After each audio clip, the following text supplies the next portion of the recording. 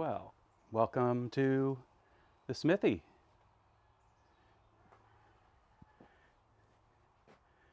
You've joining me on a cool morning about, let's see, what does it say it is right now? 60 degrees here in Kent, Washington. And it's going to warm up pretty quickly, but not be too hot by the end of the live stream, so I should be just fine working out here. We'll get up into mid 70s.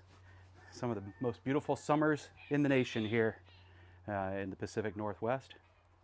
And the forge is fired up. Got some minor modifications of the views that you get to see. We get a little bit more zoomed in on the anvil if I don't knock over my camera. Let's get that back where it's supposed to be. There we go.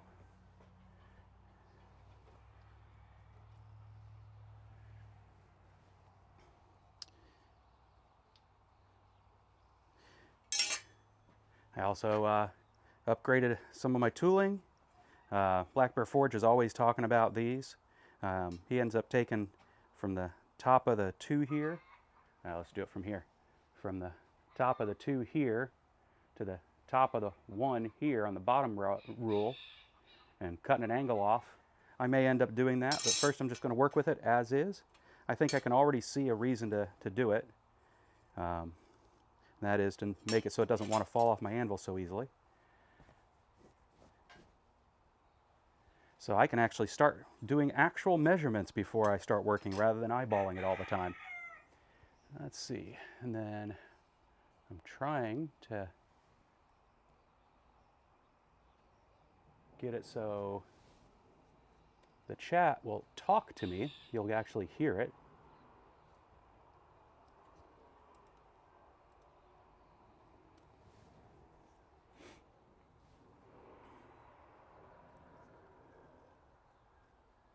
Let's see if it's going to connect.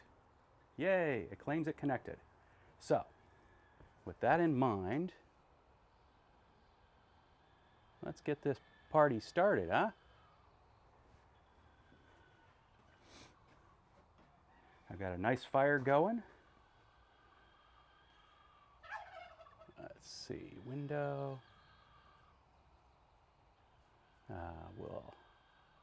That's what I want to do.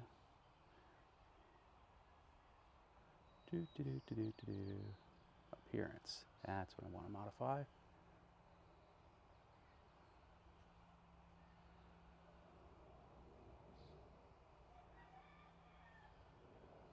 Make it so I can actually see a little bit more of what's going on in case I nudge things out of the way.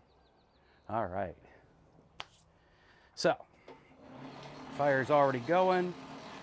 Got it started up this morning with a little bit of charcoal to keep it going when I'm not putting my hand on the blower here, because if you don't keep coal going with the blower, the fire will go out. Of course, that's not what I'm going for in the first thing in the morning. So I start up with a little bit of balled up paper, some charcoal, get my fire going, and then pull the coal on top of it. And the charcoal will stay lit even while I then work on setting up all the technology that makes it possible to get this stream to you all. I've already had the metal in the fire. And if you recall from the last live stream, I already tapered the end and finishing off the last leaf. We'll just clean that up just a hair. And then we'll set it down with a half on, half off blow. Now, what I just did could end up with a cold shut, so I'm going to go back here, do it as I've been doing it on the back side. just to prevent that from happening.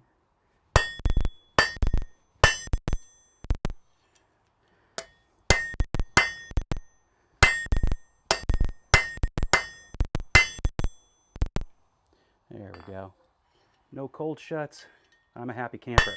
And as I've been saying before, this rod is getting to be a little too short to be handling it without a glove. So I'm going to go ahead and grab a glove. The other option is to dunk the end in water regularly. But that presents its own problems. So we're going to just grab a glove. I've mentioned that one of the first investments you should probably get is in a set of gloves. You can get welding gloves like these.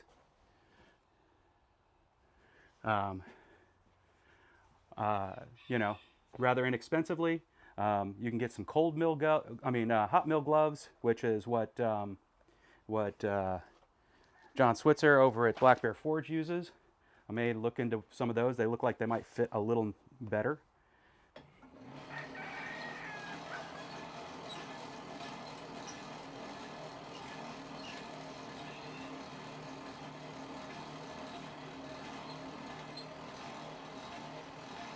But as I'm not having to be extremely dexterous, holding on to the end of a rod, these will work just fine.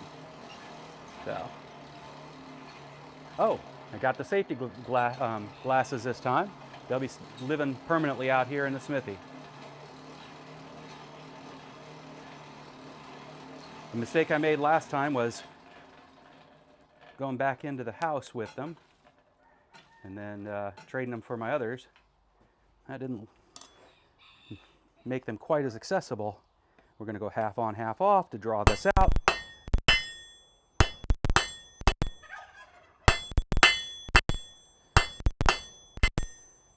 Until we get the length of stem we want.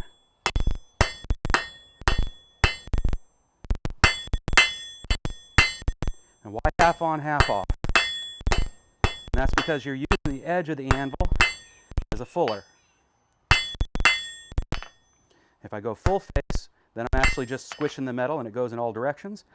If I use the half on, half off, it's like squeezing a toothpaste tube between your fingers. Straighten it out a little, just to make it a little bit easier to get it back in the fire and keep the right parts hot.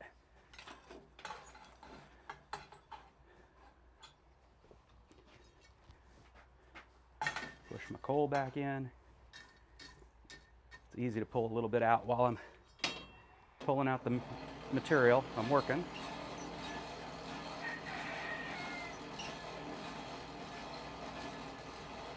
You got a lot of smoke in there because I'm also cooking up some green coal, turning it into coke.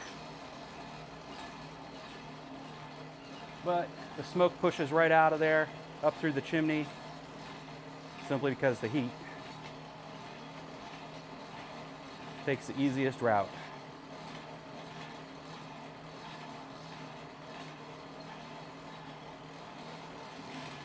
Doesn't take long to warm up this material. As a result, I think I'll leave it over here on the anvil focus for a little bit. And yes, it does make the material kind of lumpy bumpy when you're doing this. And that's okay, because then you use the hammer. He's inside!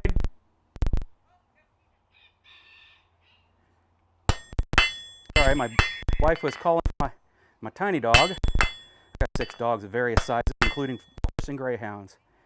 But you've seen Bruce before, and she was calling for him because he gets extremely excited about coming out with me on Forge Day. And she didn't know that I had let him back in right before we started the live stream. Mainly because I didn't want him chasing the chickens who I have free ranging today. As the days warm up, we like to free range our chickens instead of having to keep them cooped up in their really big runs. Even when they're cooped up, as it were, their runs are 100 feet long by 20 feet wide. So it's not like they have a tiny space, but they pretty quickly wrecked the green space inside there that we had for them. And so if we want to allow them to have the benefits of eating off the greens, getting fresh bugs and so forth, it's better to just let them free range.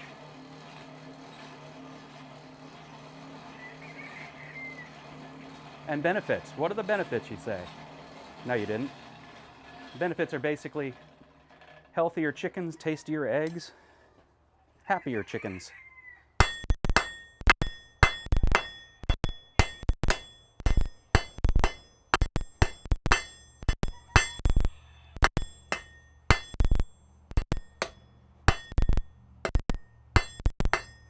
As I get it towards the thickness I want, I pull it back onto the face of the anvil.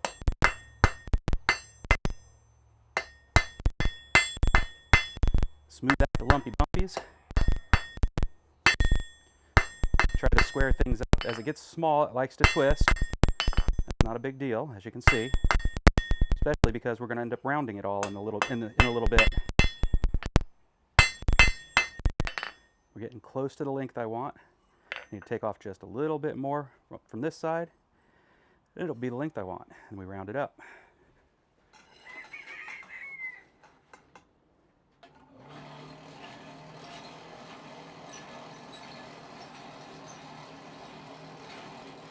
Hey, Trail Dust. Well, I'm disappointed to say I didn't get to hear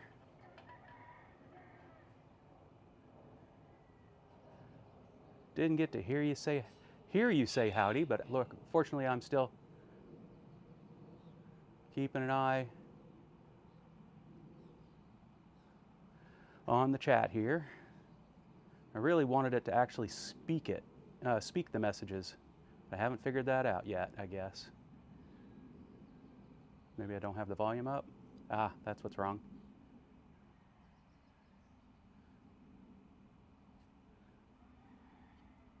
And no, I don't want it to be external headphones. Mac speakers, that's what I want.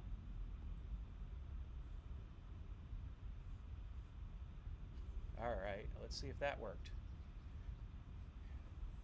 Sounds like I might be a little bit quiet, so I'm going to bump up my volume a little bit. Testing. All right, that's better. And now we get to see, next time somebody sends a message, if I actually get to hear it instead of having to look over to see it.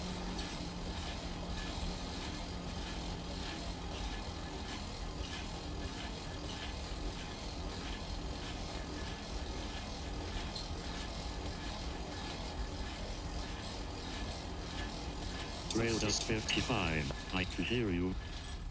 Cool, and I heard you too. So, well, I heard Fred speak your words anyway. That's the voice I picked.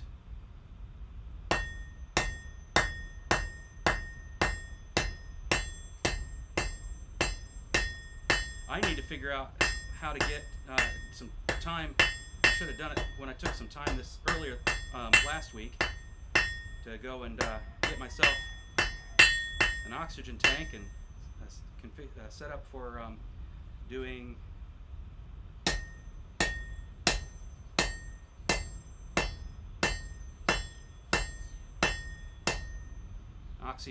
oxypropane torch. Don't need steel anytime soon. Well, I do, but I know where I have lots of steel and I just haven't gone to go get it. And that's a neighbor of mine has gifted me a lot of steel. So I need to go over there and take a look at what I've got there. But at least that means I don't have to get over to Metal Supermarket anytime soon, because they too are only open either weekdays or Saturdays until noon.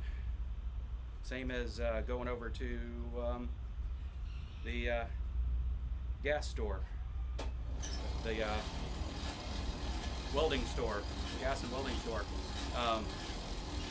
They're also only open Saturdays until noon. That doesn't work out with my live stream plans. So, time to round this bar up. I should say round the stem up.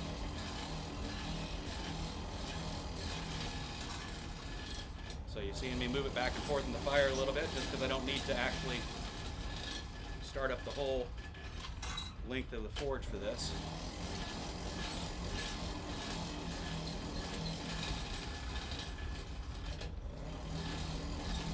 It doesn't take much time in there. So there we go. Good enough. Trail dust 55. I can scan through the scrap bins at work, but can't always get everything I need. Alright, I've decided I don't like Trip Ferret's voice. Way too robotic.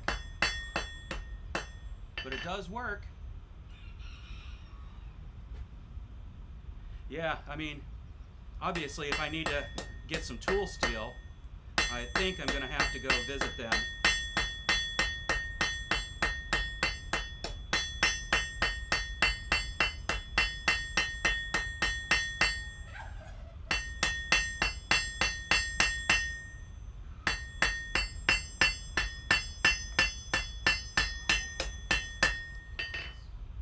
I'd already taken it to octagon, now I'm just trying to take each of the facets off I see and get her closer and closer to round.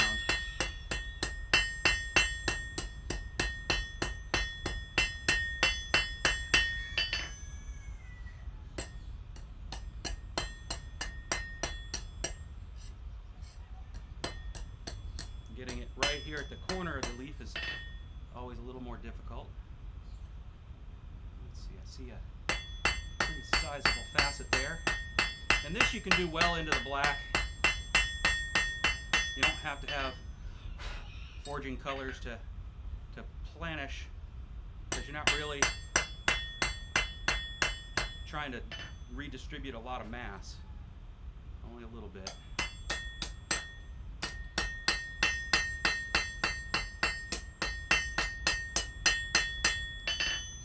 Alright. Looks good enough to me. Now we'll go ahead and flatten it out into a leaf.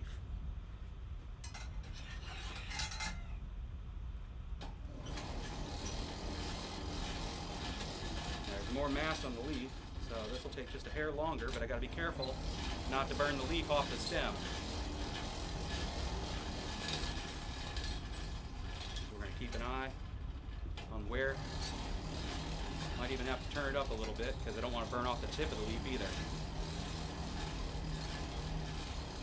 And you can see I'm holding it, well, you might not be able to see it, but I'm holding this rod by the plastic bit on the end gingerly, knowing that if I go any further up than that, it's probably going to be too hot to hold the metal. There we go. That was starting to get too hot. Get it on here.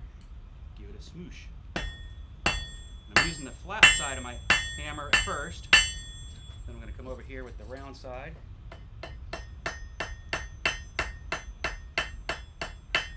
Pull out the lobes. Come over to the other side, use the toe instead of the heel of it. Creep up into towards the middle.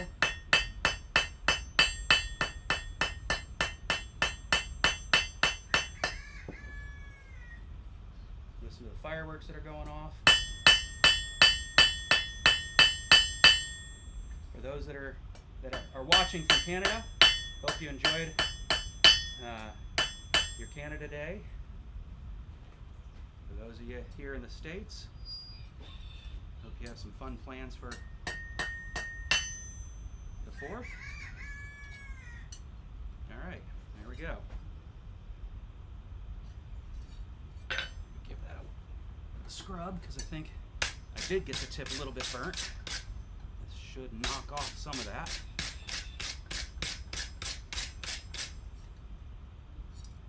Trail Dust, can you tell that I actually figured out some things about working with OBS so that I can zoom in onto the anvil a little bit without having to have zoom on my camera?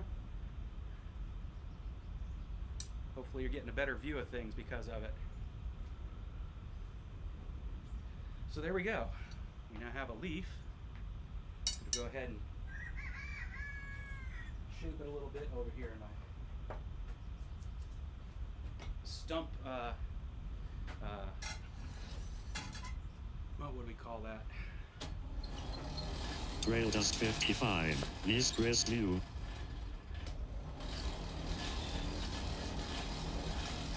stump swage, that's what I'm calling it. Yeah, I appreciate that. That was the goal. Zooming in a little bit. I've got the light on it, of course.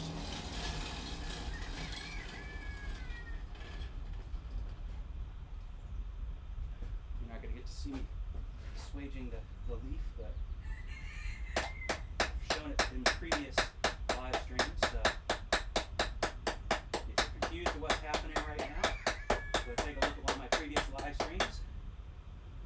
But what I basically did is, because wood is soft, and if you smack into the piece of metal, which is hard, on top of the wood, the heat and the smacking creates a bowl that then you can set the leaf down into, and becomes a little bit of a swage for you. Then over here I can,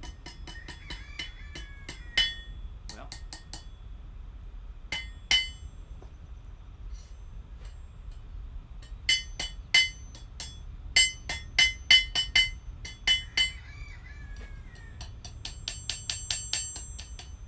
using this light hammer, I can actually push in pieces that got crispy. I didn't know that would work without moving the whole thing around a lot. Go ahead and warm it up a little bit more so I can get that tip bent just a little bit more.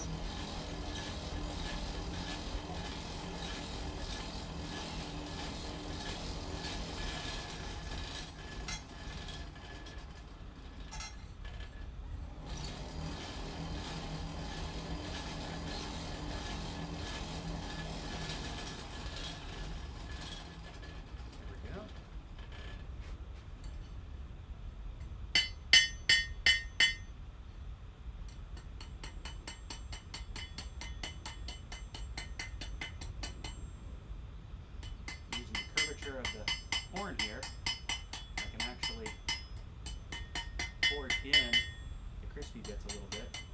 I probably still need to clean it up with a little bit of sandpaper. But that should be easy enough. So there we go. That's that. Now to take it off the rod and turn it into a scroll.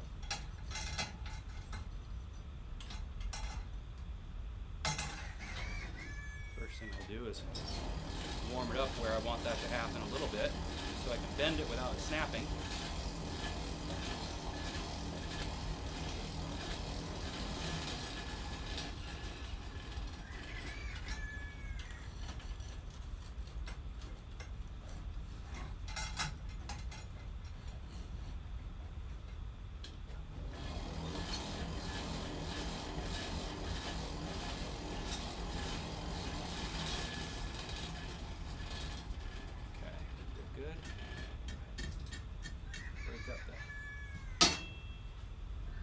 Here.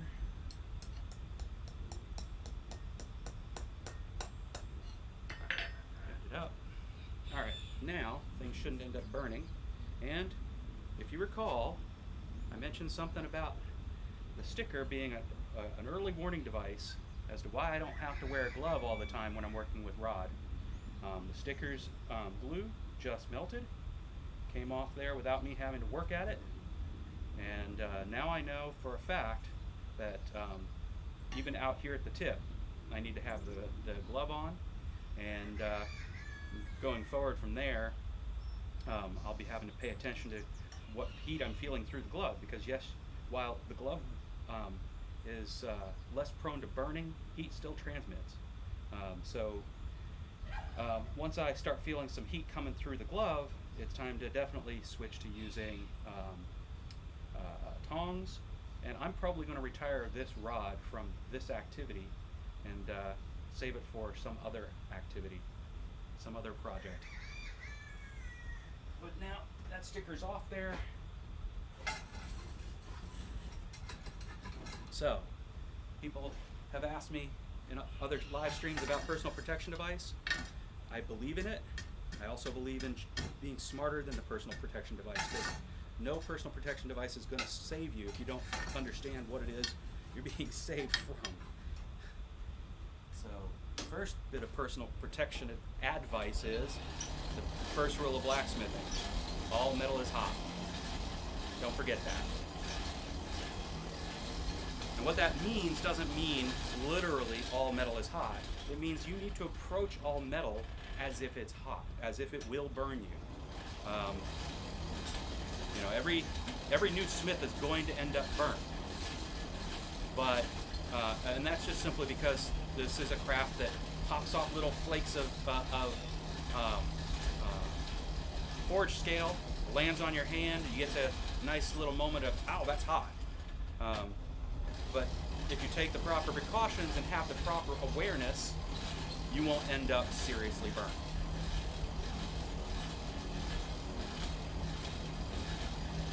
Forge scale is super thin, so it doesn't hold on to its heat very long, so it's not going to give you a serious burn, which is why it's not too bad to forge around it. On the other hand,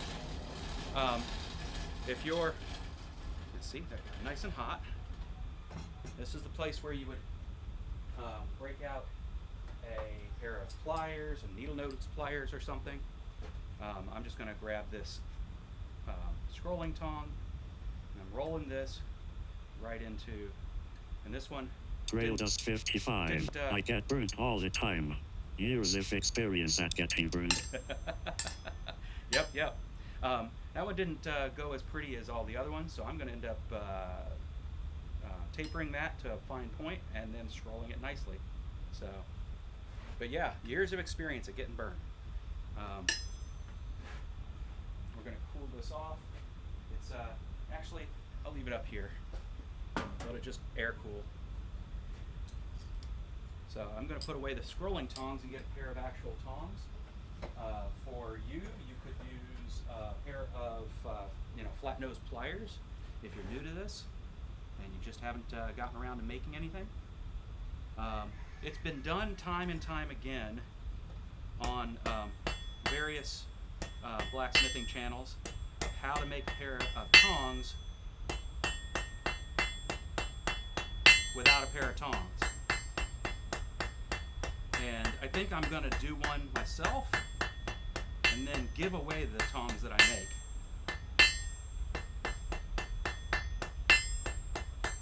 Alright.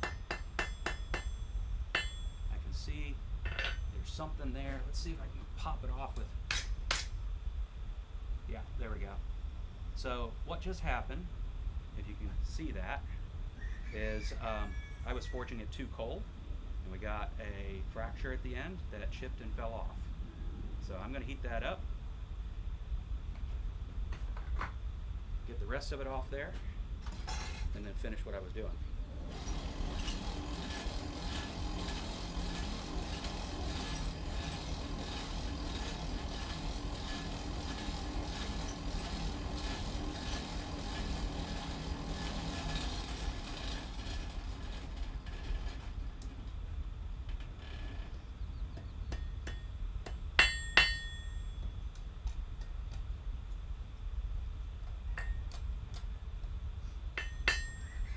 Right now is just stressing the bit that I know is going to fracture. There we go.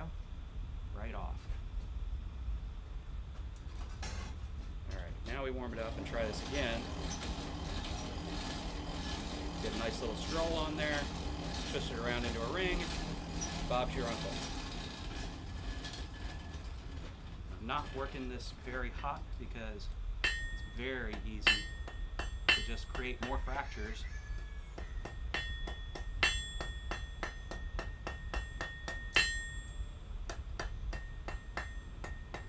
causing burnt spots in the metal. Alright.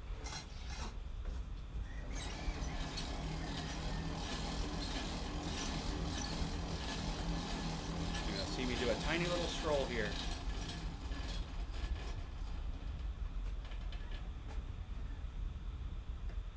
Actually, I'm going to thin that out just a little bit more because I think the tendril will look better if I do.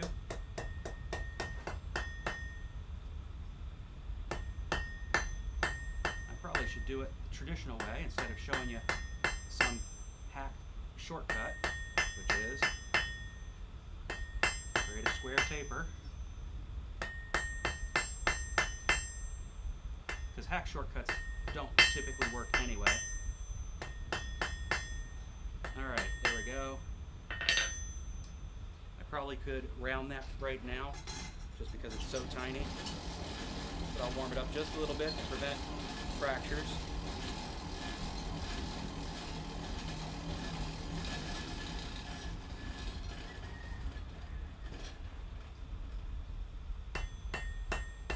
See, all that is knock it from 4 corners to 8 corners, and then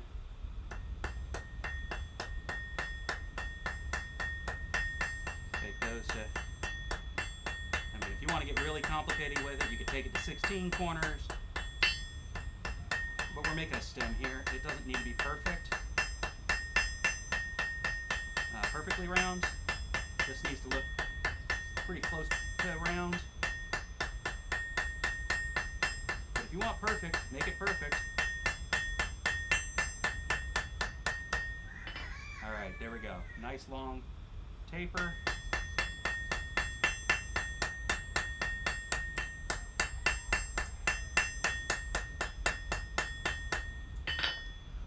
Tappity tappity. Very small material, don't have to hit it hard. Now we'll make a scroll.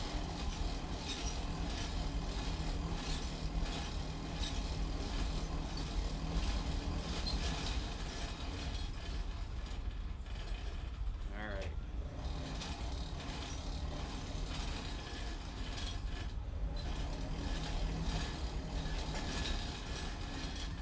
Go. Did it. Which was, I was traveling the heat up from the tip.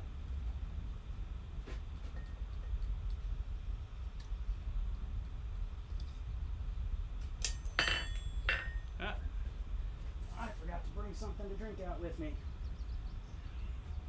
If you didn't, feel free to enjoy it, because that was the first drop of the day.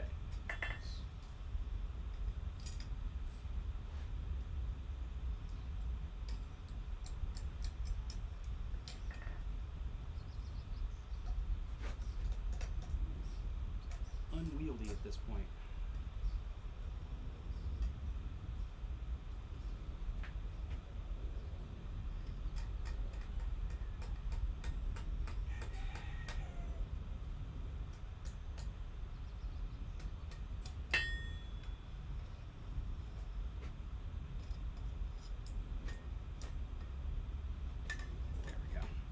Say, got to be a way to do this that allows me to straighten things out.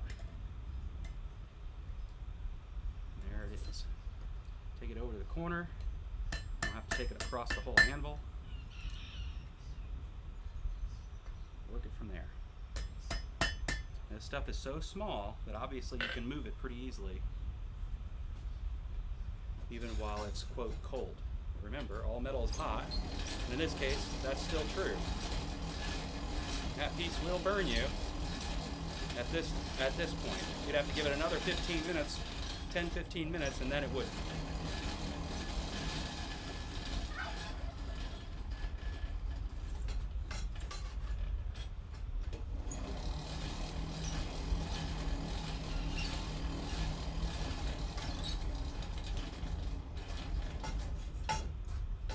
Make sure I don't burn the end off while I'm doing this.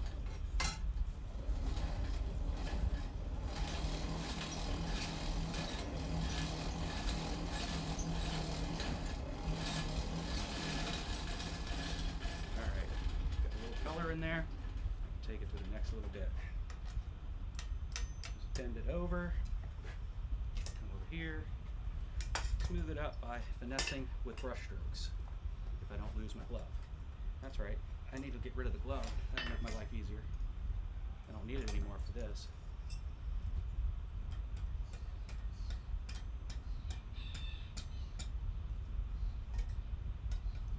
Tighten that up just a little bit. Push it here. There we go. Keeps on going. Take this glove off. Tongs are not hot at all, they're cold. So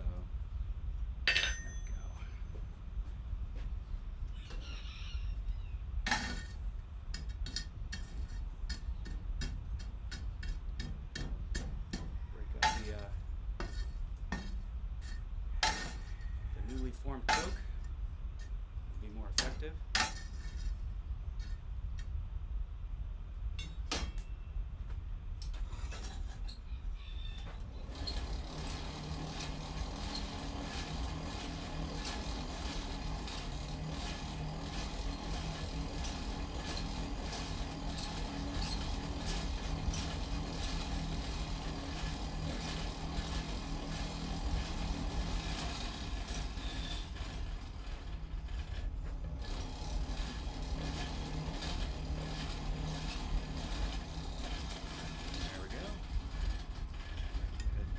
Again, give it some brush strokes to get it the shape I want. A little bit too tight there, but that'll actually work to make something pretty. That's the whole goal here.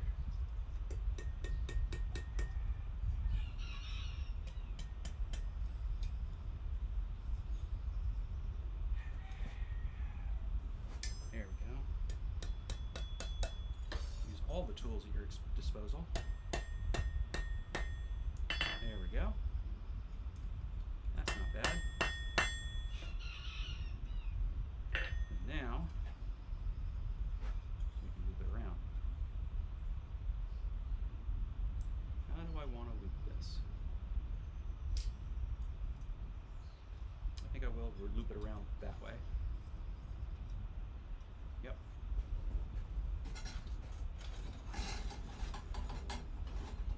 Put it deep in the fire so that the heat's closer to where I want it.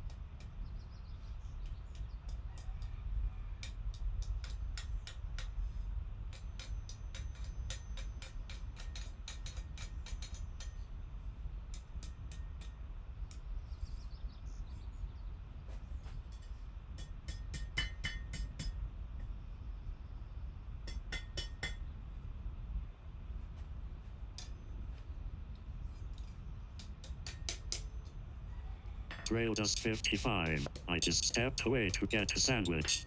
Did I miss the best part? I'm not sure that there is a best part, but I didn't burn anything. Oh, yeah. I mean, I did do my first drop of the day, so you might have missed the opportunity to have a legitimate reason to take a sip of your favorite beverage.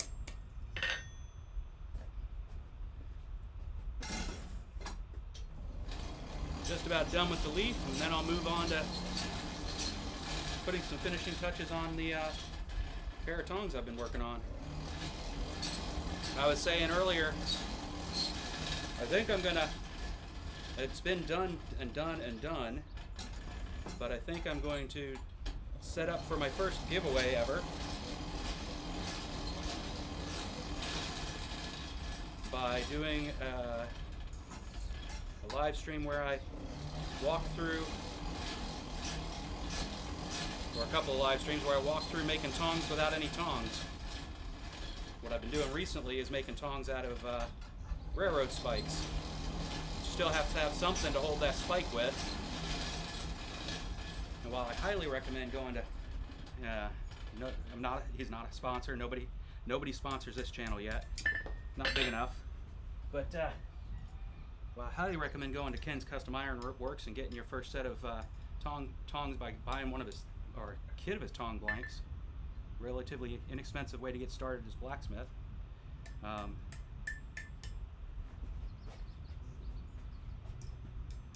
think that it'd be fun to do a series where I show folks like how to make their own tongs. what the process is. All right, there we go. That's what I wanted. I didn't like where it was laying. Now it's fixed. And that's drop number 3. Careful what you're drinking. Or if you're not going to be careful, don't be driving. All right. That is done except for the polishing and waxing. So let's do that real quick.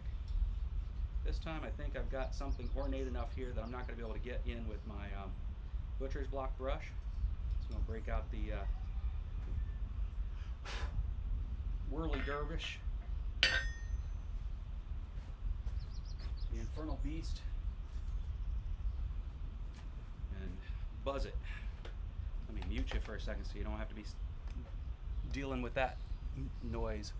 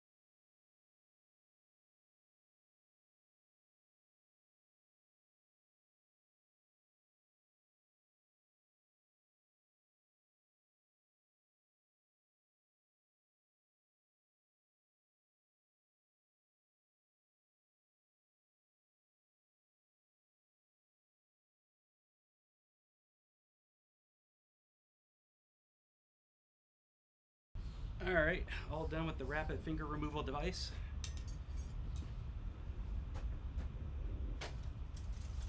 Now let's see if it's still warm enough to put a little bit of wax on it. The other reason to use that this morning was to see about cleaning off the tip where things got just a tiny bit burnt. Didn't hit the floor, so we're good. Alright, it's already cooled off enough that it's not melting wax. Let's put it back on top of the fire. Doesn't have to be too hot. All we're doing is melting wax. There are lots of ways to finish things. I could do a brass brush on it. That would give it a nice patina, golden color that over time would, I'm sure turn green. You can just use beeswax like I'm doing here. I see the favorite choice of many smiths is Johnson's paste wax. You could let it cool and lacquer it, but you do want to protect your work because it's very easy for metal to rust if it's not stainless. And word to the wise, as a smith, as a new smith, don't start with stainless. Everything I've heard is that stuff is tough stuff to forge.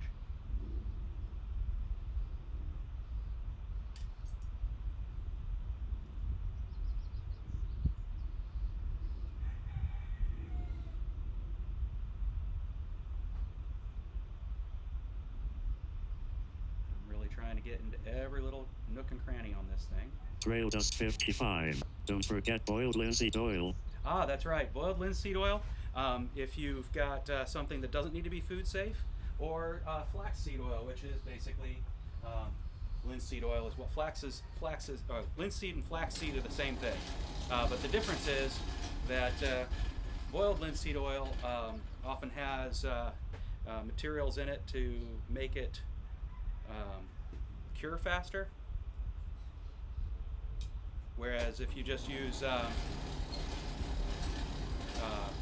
raw flaxseed oil, we can eat that. It's commonly used as a source of vitamin E, I think it is. And when you bake it onto something like your skillet, it gives it a really nice patina and makes it non-stick. So it also makes your house stink like fish, but you know that's only while you're going through the curing process to begin with. But yeah, BLO is awesome if you're not having to make something food safe like this. It would be perfect for this. All right, that is done. Where did I put my?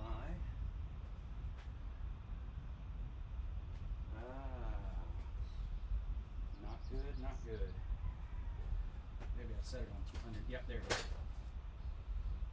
My little rag for wiping off excess. And yeah, it's still warm, but the rag works like a pot holder. You've seen grandma, or maybe mom, or maybe even you, grab just a towel and pull out something from the oven. That's all this is. So there we go. Pretty little leaf. Key ring.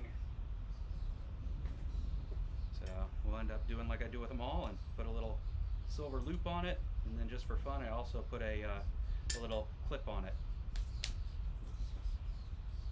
Makes it easier to add it to other things, take it off if you need to, etc. Especially because this thing is also a personal protection device. Great for clawing out, leaving sharp little holes in critters that want to cause you harm.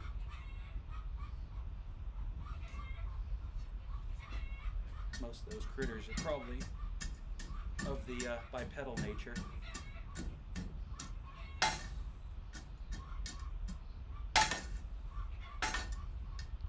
So there's that. Now on to the other project. Bring these back into view. Where we left off, we have two tong blanks that are relatively close to the same. One of them's a little longer than the other. That's not really a big deal. If I wanted to, I could force this one to be longer, probably just by thinning this area out in here. I need to finish rounding up this a little bit. Well, let's see. Let me look at it. Let me feel it in my hand. Place one on top of the other.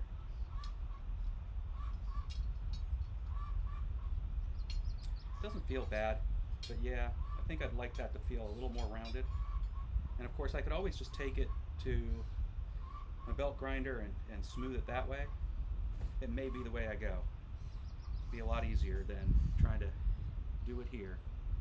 I do want to knock off the corners here just to give it a pretty look. You don't have to do it. It really doesn't do anything, although I have heard some say it results in some strengthening of the material in there. I'm not sure how that would be the case, but let's go ahead and do that. And then we're getting close to where I need to start putting a hole in these things. Put them together. Then there's adjusting. The goal is to get them that tight because I want them to be able to hold things as fine as this, so I can have, there we go, you can see it right there, fine as that. So I think they're going to be just fine for that. let's get the job done. Tools needed for this. You got to punch a hole, or you need to drill a hole. If you've got a drill, use your drill. Recently, I heard of a device that's basically a drill guide. Costs about $35 on Amazon. I need to start putting affiliate links in here for things I talk about.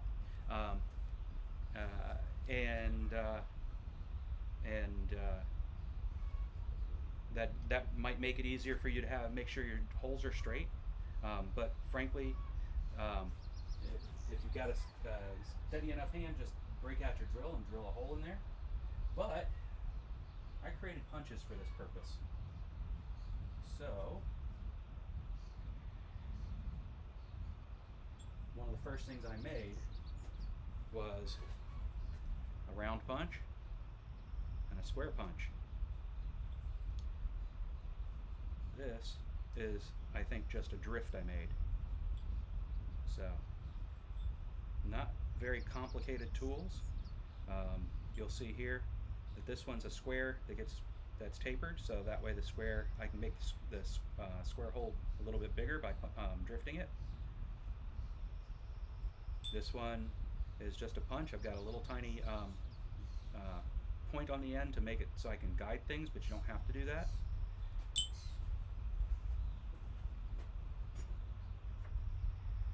It also helps for to have a center punch. So this is for punching holes. We may not touch this yet. I'll go ahead and put away these tongs. Don't need them now. Put these like that. So I was busy watching a bunch of different smiths finishing up their tongs last weekend when I couldn't get out here and be with you guys because I was making sure that the chickens stayed cool. And John Switzer of Black Bear Forge definitely recommended that you come out here and you do your initial punching hanging off the edge like this. So we would find the center.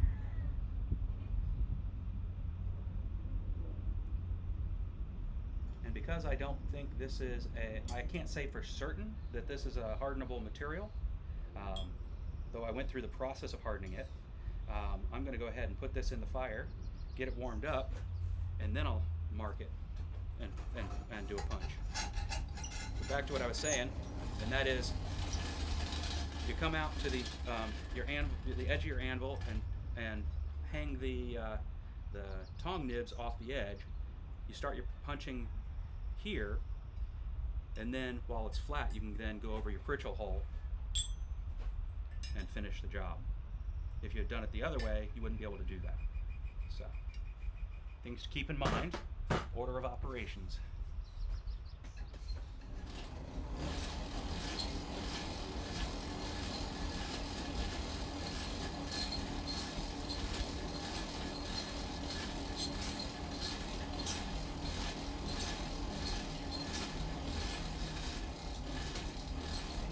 Now, the only thing about these that I'm a little disappointed about for myself, I mean, obviously I can do some smoothing up, but that's not really something I'm disappointed about. There's lots of ways to do that. But bring this back over again just so we can look at it. Is that I would have liked this to be closer to a equilateral parallelogram instead of the way it is, which is longer in this direction or this direction than it is this direction. But if you look at the pair that I use daily, they're kind of an I shape themselves, so it's not going to make a lick of difference in functionality.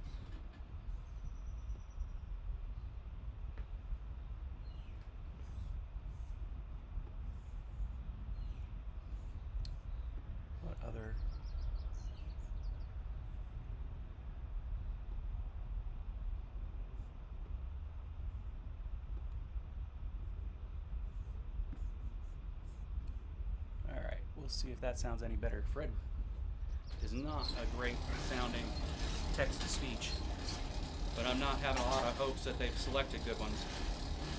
We switch to Alex, we'll see what it sounds like.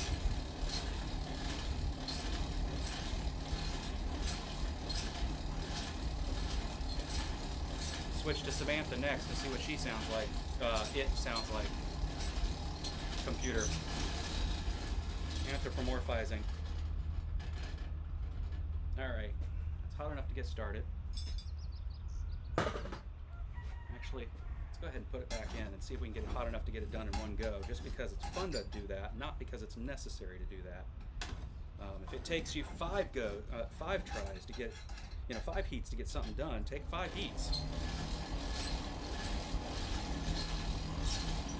So if you're trying to become efficient and actually transition to Trail Dust 55. Is Alex British? Wall. Not British, but that actually did sound better, I think.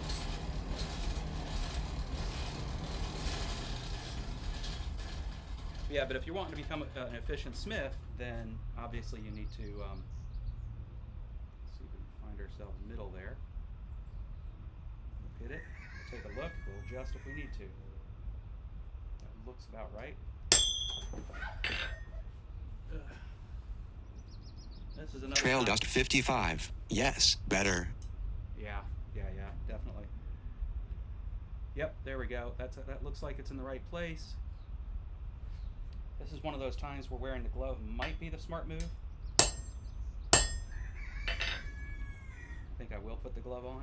And of course, also pulling my water bucket over because you got to keep your tool cool.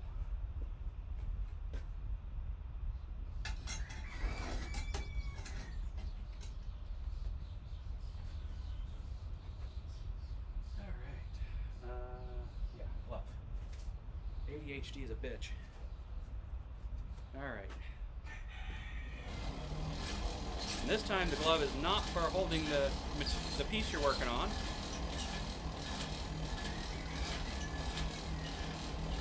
If you have no tools, and that includes no glove other than stuff that's gathered dust in your toolbox, you could still do this. But I still recommend grabbing yourself a pair of gloves. Personal protection is important.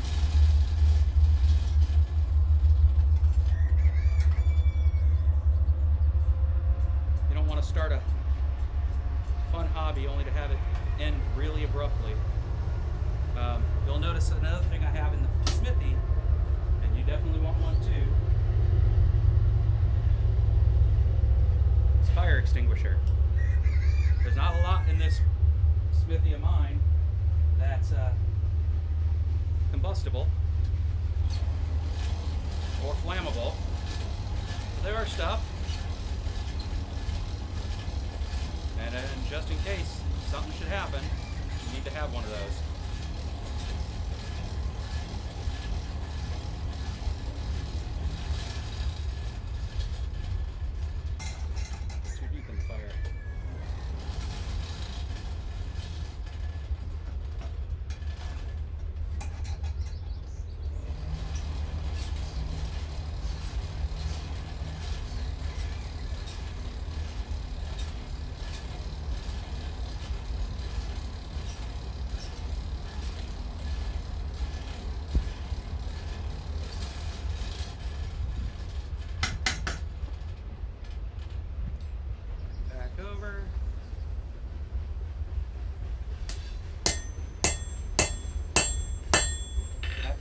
You can hear it ring on the handle. You get a nice little shiny spot where it was. Cool off the piece there. Come around. Go ahead and start over here.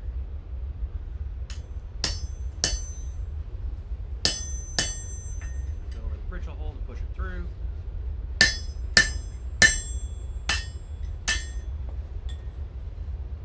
And we have a hole.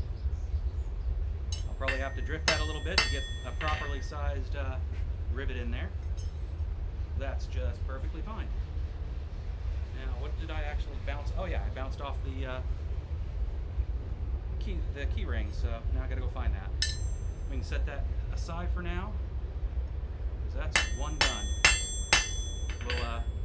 We'll scale that. We'll scale that up a little bit in a little while. And set this up on the side of the smithy. I mean, of the forge. Put the other one in there.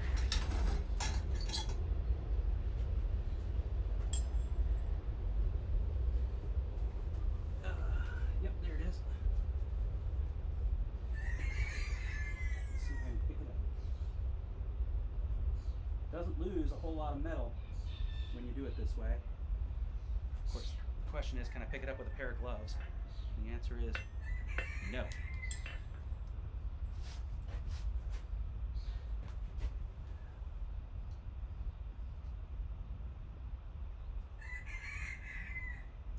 guess I'll have to show you the second one.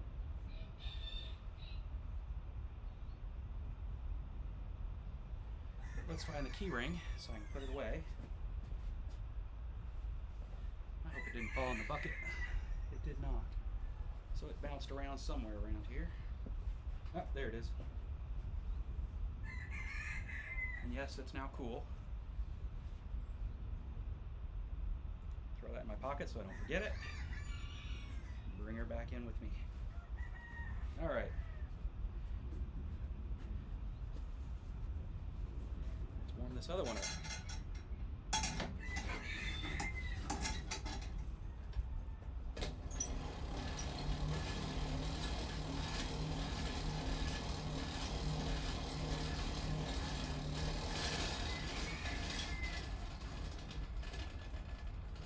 Lost my mouse. There it is.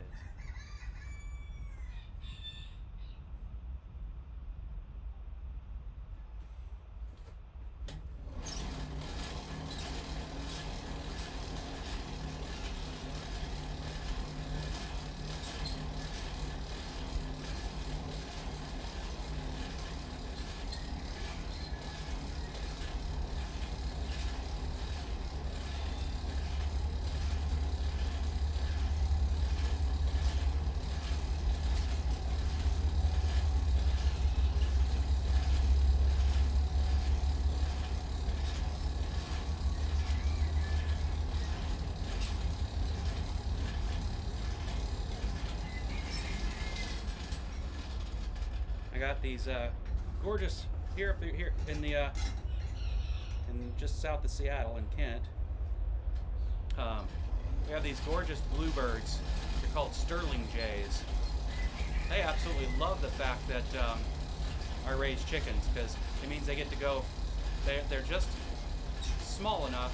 They're not small birds, but they're just slight enough to fly between the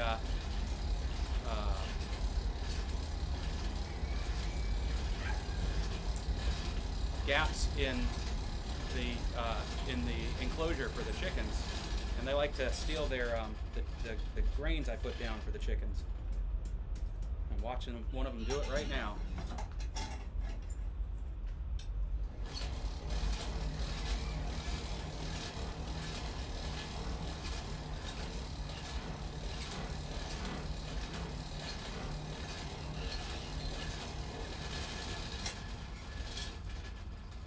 Okay. Flip it over. I'll give it a brush. It really doesn't need to, but it'll make it easier for me to see it. There we go. Christina Pines, love you, husband. Love you too, wife. All right.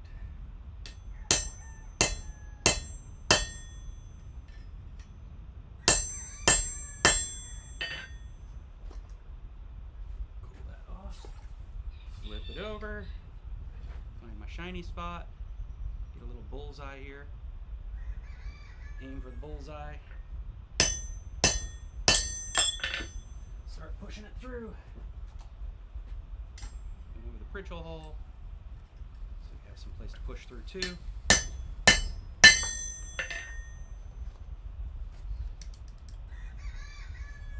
didn't quite shear, so let's give it another push.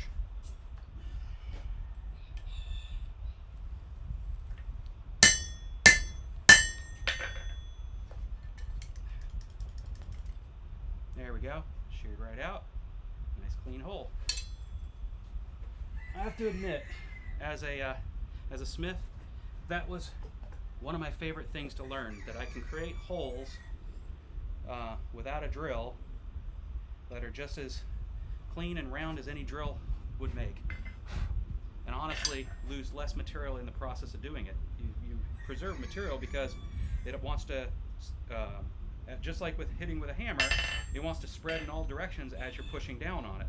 So you actually are pushing material out and away while you're thinning it out in the middle. So love that that benefit of punching over drilling. And while I could use this one to do my drifting, I'm going to go grab my drift for the purpose. And what I need to do is grab my calipers. There we go. And the material that I'm going to turn into a rivet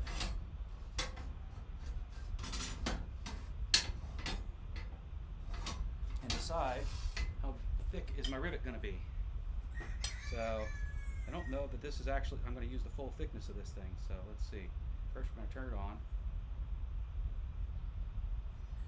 and just for the benefits of the camera, I'm going to flip it around. I can read upside down, but I don't think it's as easy for you. So this is 12.5 millimeter, aka ½ inch, thereabouts. And obviously I don't need a ½ inch, but it'd be good to have a ½ inch for the head. So then there's also, let me think about that. Go grab the piece that I just did. See what I actually created here. It's a teeny tiny hole, kind of what I expected. So I would end up having to drift it out to that. Actually, ½ inch would be great. I have plenty of material around it, and then as I'm spreading it out, yeah, ½ inch actually would work out great. Which means I actually have to start with either upsetting the end of that, or take the easier route and turn this into ½ inch. Which then we come over here and discover that this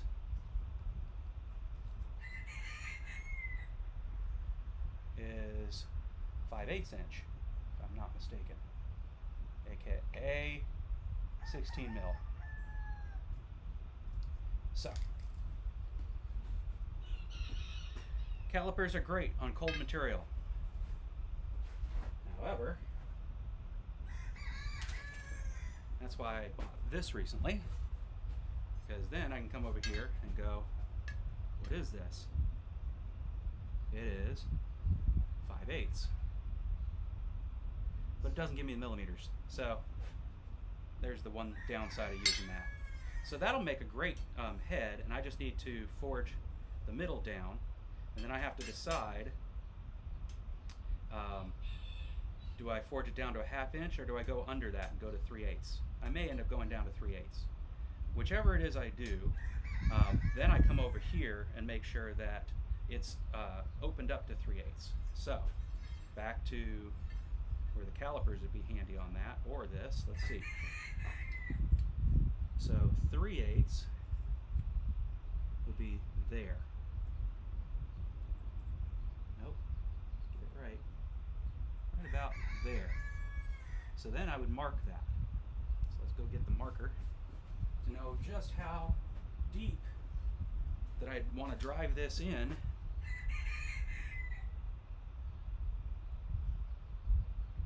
We can make it undersized a little bit.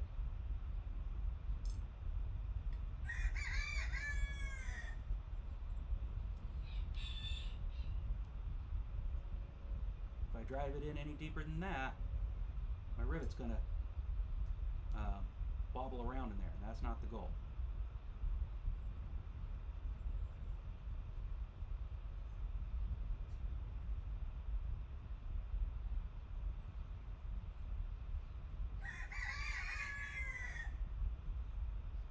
Now obviously during the fit up, I can make the rivet swell into the space as well, but might as well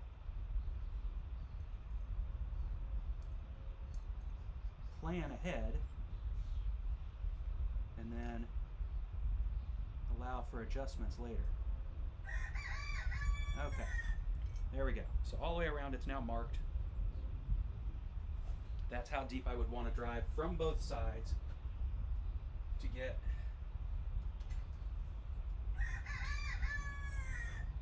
a hole the right size for the rivet size I'm shooting for. Double check it by coming in here, close it up at that spot,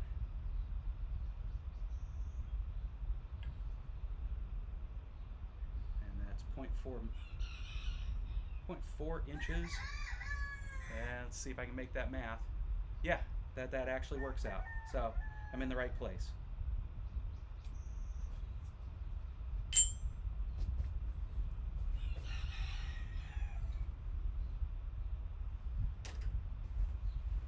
So that's where I will drift to, and then we can open it up further if I need to. So let's warm it back up.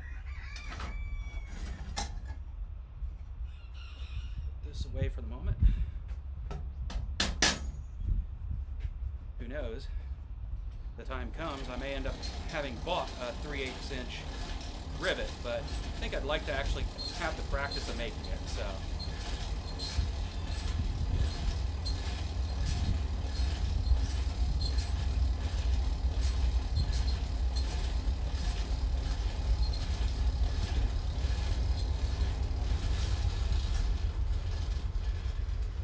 Now I'm thinking of making a couple of changes to the live stream. One is to potentially hold the live stream a half hour earlier, so that would be 8 a.m. Pacific and 11 a.m. Eastern, but it would also make it so that it's more accessible to the folks in the EU. I do have friends in the EU, because I've regularly worked with and currently work with people that are geo-distributed. And then having an evening live stream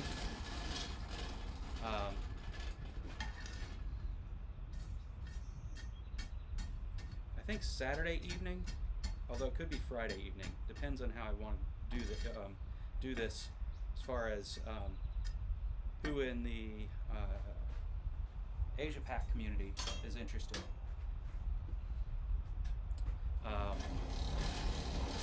But I think Friday evening for me is already Saturday morning for them.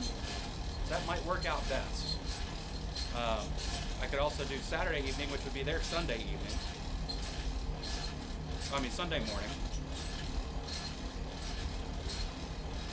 But I think it would work out better if I did a Friday evening.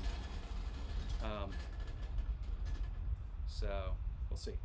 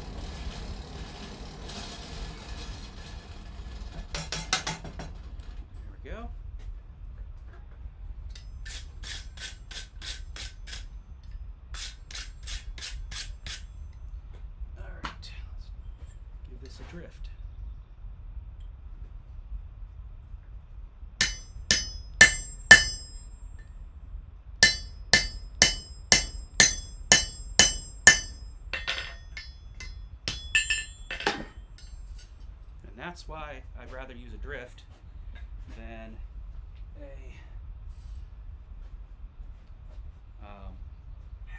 my punch, and that's because oftentimes you end up hitting the drift from the other side to get it out of its spot. Remember when I said all metal is hot? Just touching it for a little bit got it hot. So all metal's hot.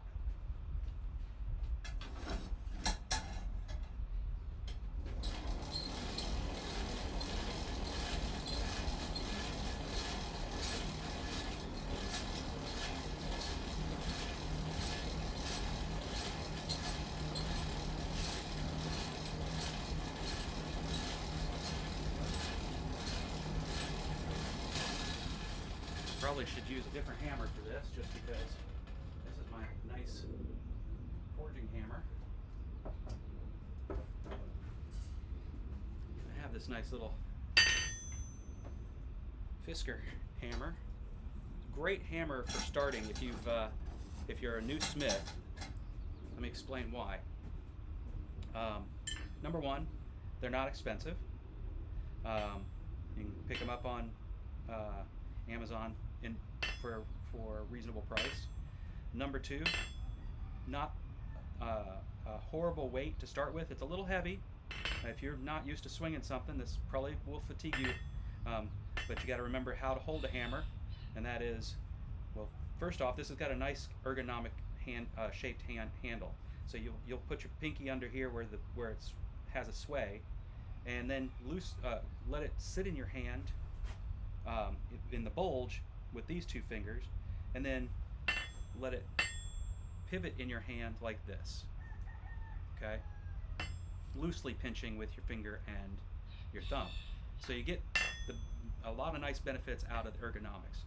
It's a little heavy, like I said, so it's not the perfectly ergonomic hammer, but it was intended to be ergonomic. Next, you'll dress your edges here so that it's got some rounding, so you can use it as a fuller. And when I say dressing, what I mean is grab your angle grinder or your belt sander and get in there and make these rounded. And then you've got the straight peen. You don't even have to do anything with it. It's already in a good shape. So as a beginner's hammer, this is not a bad one to start with. Inexpensive to start with. And then you'll find that over time, and you get better hammers for the purpose, like I have, this one still is a nice hammer because of the weight. For quickly moving some material, or for using as a tool for punching and drifting. Really good hammer to work with.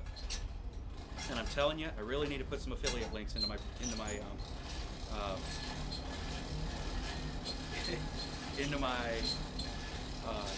video description.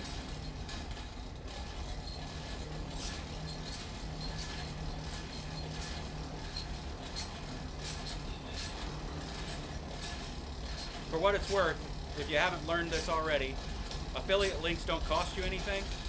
It's just Amazon's way of saying, oh, you advertised for us? Great, we'll give you a little penny or two here or there.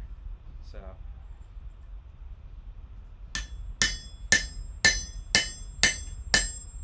There we go. Getting down to the line. You can see it there. A couple more tappity taps. Knock it out. Go. Cool that off. We're going to call that as far drifted as it needs to be at the moment. May still drift it a little bit more in a little bit, but that'll be good enough for now.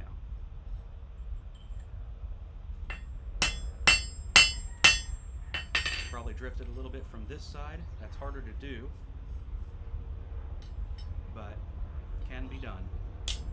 Straighten things up just a little bit there.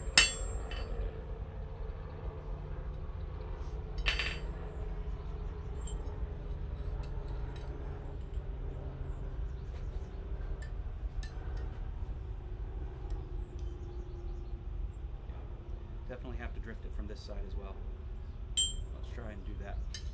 That is harder to do without deforming other things, but we can get her back into shape afterwards.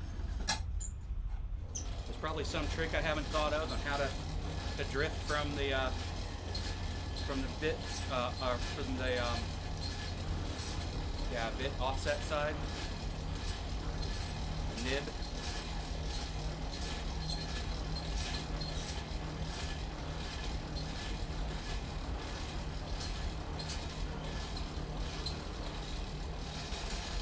There's also the possibility of just simply punching a right-sized hole to begin with. But frankly, I wanted to drift things out so I could get the shape I was looking for to begin with.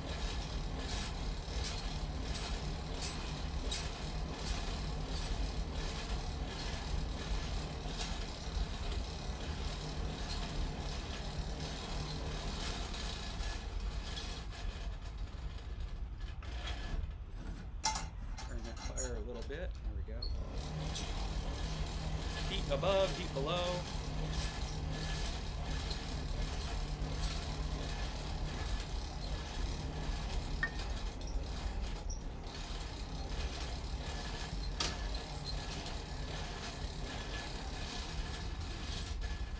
A little more coal on top.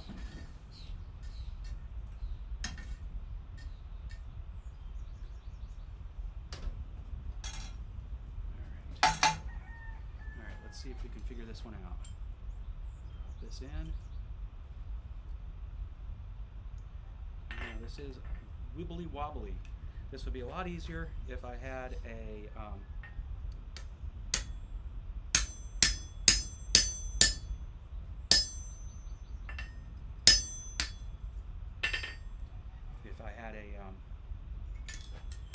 there we go. And that's one way to cool off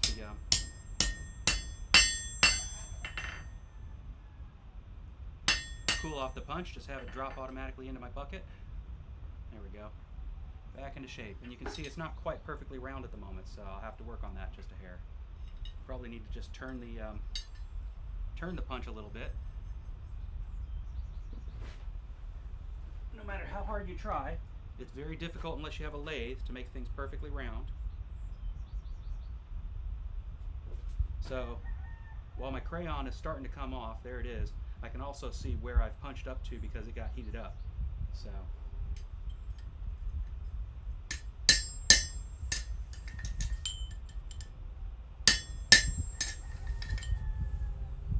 there we go. Just that little bit of turning it around a few times, and I now have a round hole instead of an oblong hole. Or something very much approaching round instead of oblong.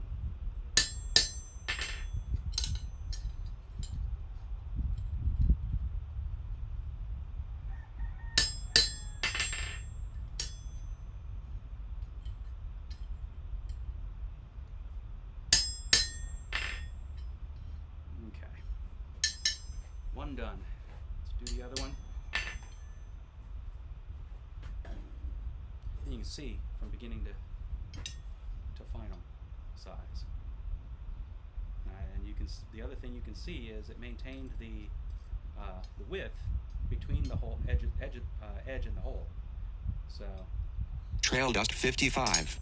You've dropped enough that I need a bathroom break, lol.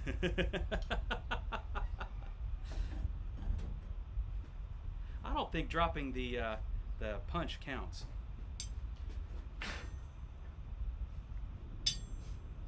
But you do you.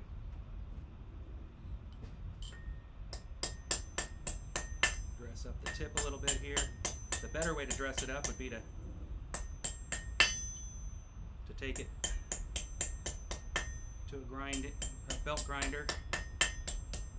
But this will do. And this doesn't have to be hardened metal to do this either. So there's that. You can see some mushrooming starts happening up on this end too. I should say hardenable metal.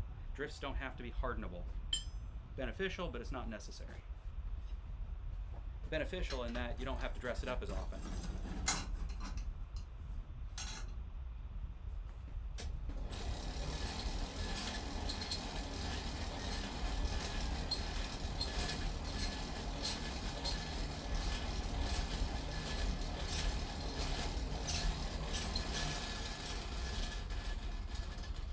if I were a production blacksmith, number one, I'd have better tooling. Number two, I'd be faster at all of this. I'd have a blower going all the time, and I'd burn a lot more fuel. I would have, at minimum, a treadle hammer for doing some of this work, so I wouldn't have to, struggle with having only two hands.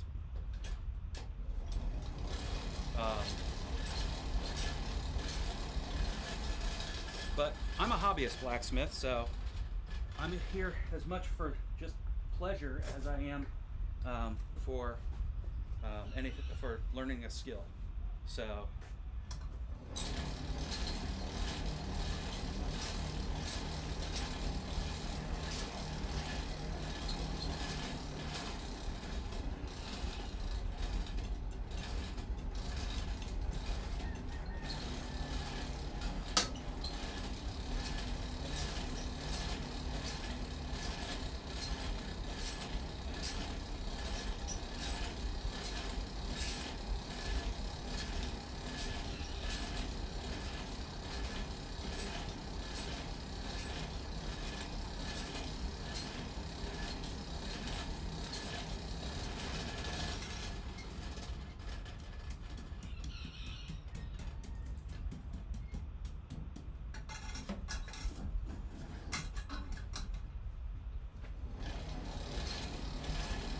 For those of you joining the channel anew here, you're seeing me work with coal in a specialized forge made for wood.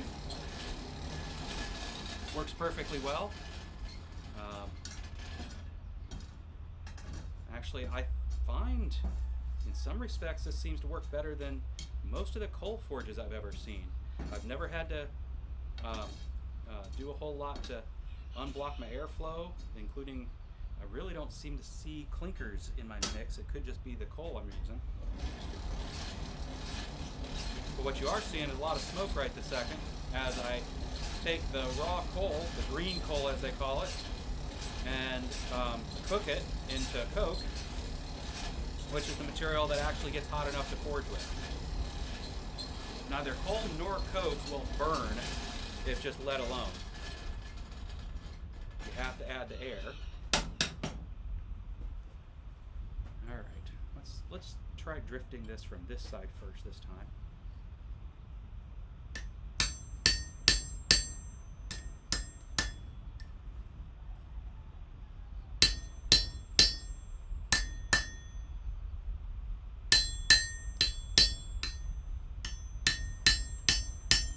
Nope.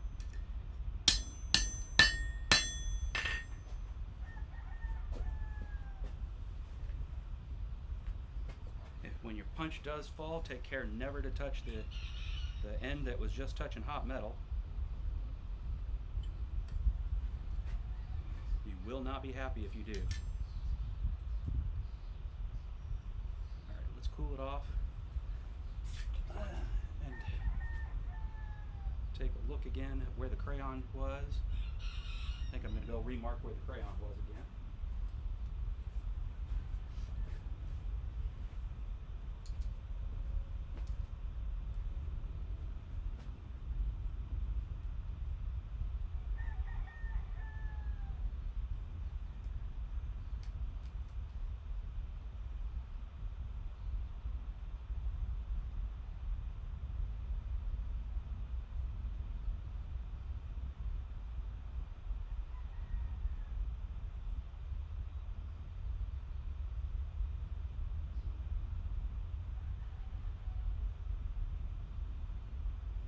When I say crayon, I mean, I'm not trying to be French or something, but literally the metal marking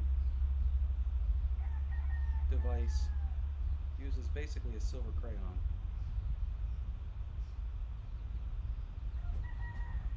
Pretty straightforward. What is it? This is Markle Silver Streak. There's 3/8.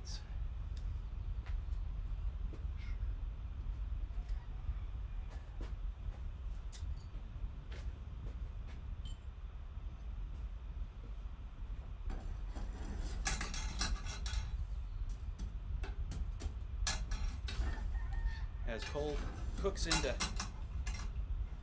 Coke, it gets to be sticky. Makes clumps. So you're seeing me break up the sticky clumps so that more air can get around it and make it hot. Useful.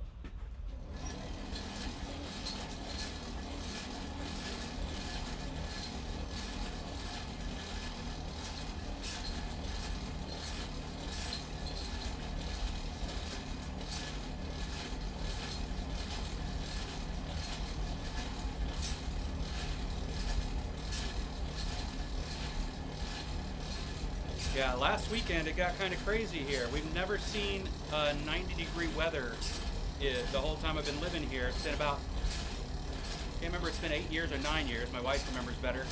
Have we seen 90-degree weather in June? So, not happy about that.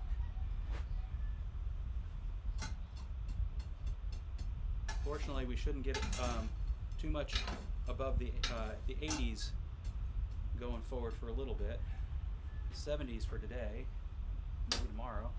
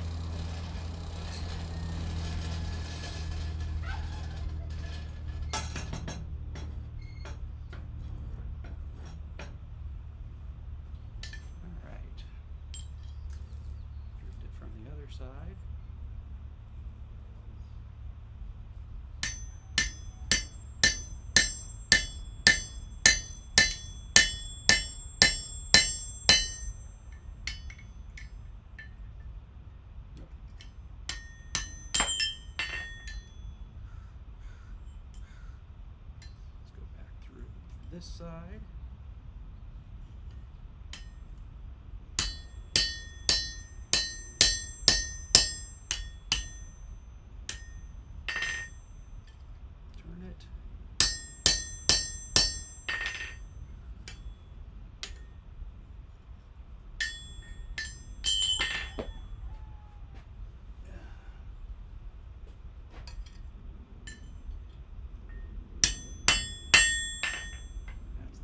Good.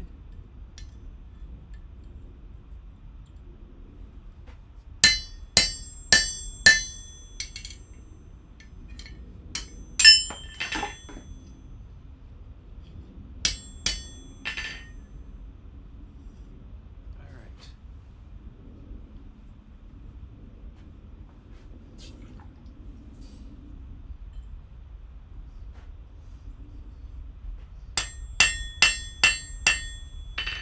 Ended up doing it on my over by the sharp edge of my anvil, which I did it that way to prevent it from rounding, but it did leave a few marks on my boss here. Trail dust 55. Are you sure that dropping the drift doesn't count? Like I said, you do you. If that's what you want, you know. I don't make up the rules around here. I was just told it made sense to have a drinking game for as many things I drop.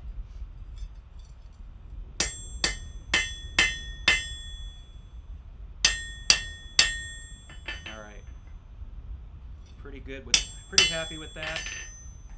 Now we just need to make a rivet that fits through that.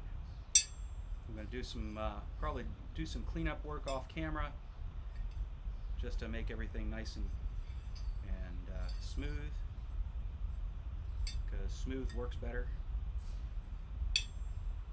Let's take a look and see if things lined up nicely.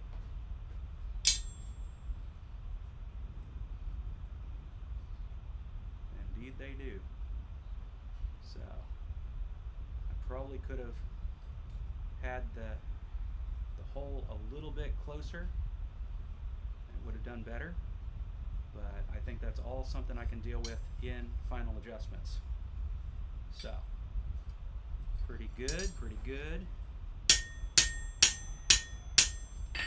I think in this set of tongs there's nothing here I've done that actually is going to result in something breaking this time. Real happy about that. Last two pair that I made from scratch from railroad spikes ended up having weaknesses up in the boss area that one of them broke. The last flat jaw tongs I had broke, and the really ugly set of bolt jaws I have here, I can show you where I expect it will break, and that's right in here, where I created some cold shuts and then forged it in a way that I'm pretty sure we'll see some breaks in there at some point. I actually think I see a crack in here, so I do expect to see that one break at some point, but it'll suffice for now, which goes to show that if you're a beginner and you're making your own tongs and they're ugly as sin, don't feel bad. If they work, then you've got what you need.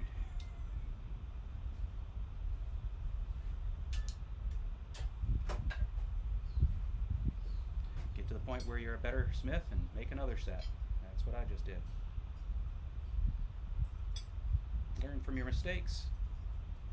That's life, right? So, yeah, we're good. All right. I'm going to straighten this one up a little bit. The other one I think is already as straightened up as it needs to be. Let's see. Lay it down here and try it out. I don't need the drift anymore. Alright, nope, it's sticking up a little bit. Let's fix that. Just get both of them nice and warmed up for the purposes of shaping, realigning, chakras or whatever.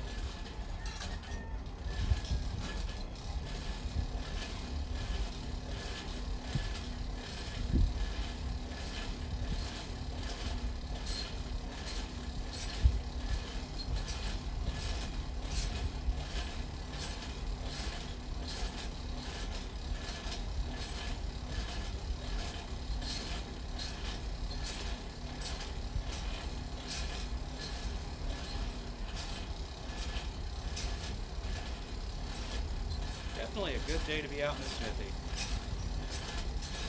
Right now, 10:40 in the morning. It says it's 61 degrees out here.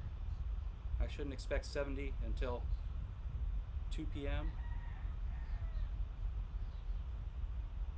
Around 5 p.m. we'll get up to 75. Yeah, good day to be out in the smithy.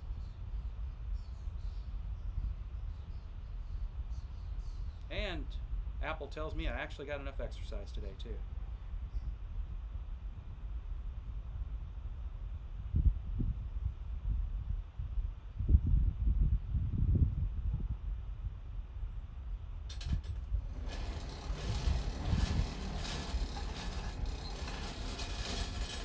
Not enough to do that adjustment. Lay it flat here. Give it a couple of little tappity taps there, and now we got something nice and in line. Cool.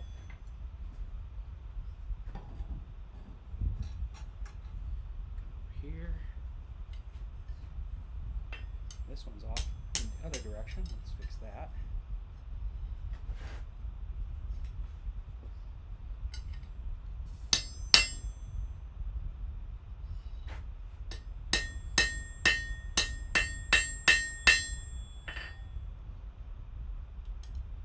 A little bit twisted. I might have to put it in the vise and give it a twist.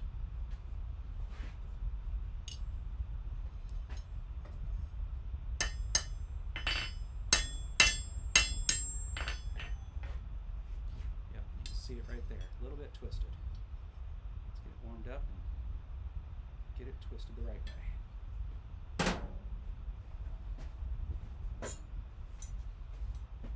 Grab my handy dandy twisting wrench. As you can see, nothing special. This was I bought two of them because it was perfect for my needs. Nice big crescent wrench that was on sale at Tractor Supply.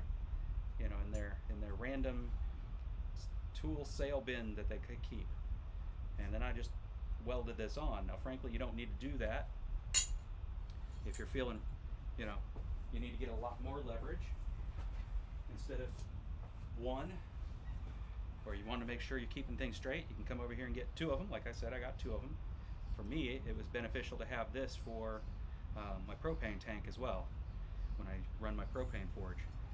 But you would just size both of them, come in, slot them, turn. So I don't need that right now. I could do this actually without the little extra bar on there, but if you have a friend with a welder or you've got a welder, it's an easy way to just create a nice easy twisting wrench. So let's go ahead and warm that up and give it a twist.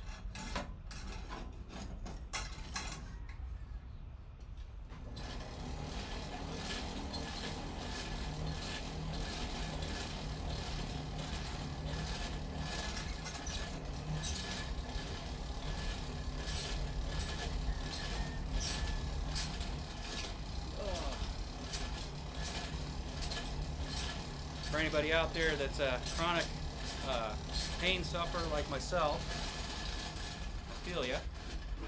I'm always dealing with neck pain and back pain and the things that come along with that, but you live with it long enough, you realize life goes on, and either you keep on living or you give up. Give up is just the same thing as dying.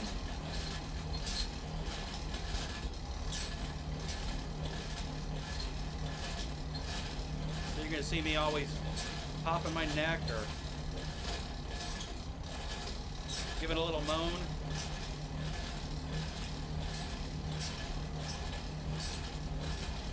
Standing here for a very long time. Makes you feel old sometimes. Alright, I'll lock this into the vise. You can see in the vise really easy that it's twisted. Grab a hold of it.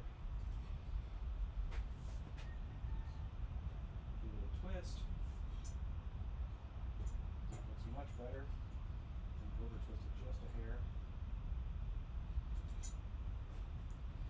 I was watching something that Alex Steele had done where he had done the twist and he talked about needing to over twist it a little because as it cools it wants to try and untwist itself just a hair. Well, that's much better.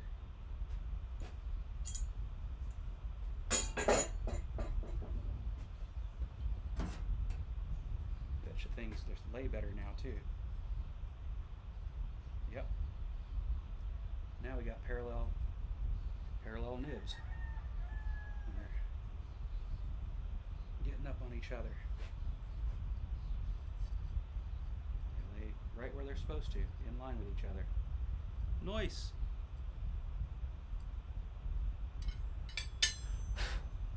All right. Now, which way that the nibs will actually bend in this direction we'll do when we do the fit up. So this one's a little more angled this way, this one's more a little angled that way. Neither matter at this point. So we're done with these. I'm gonna let them Sit up here and air cool. And now to just see about this.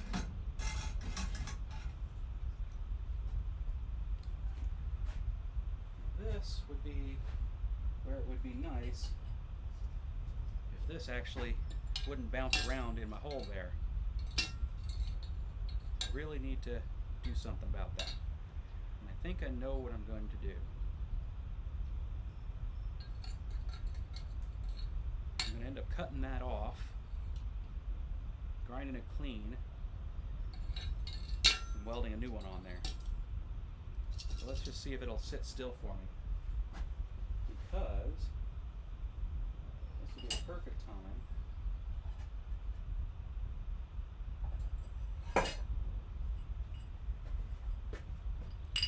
to use it. Let's go ahead and clean off these dies.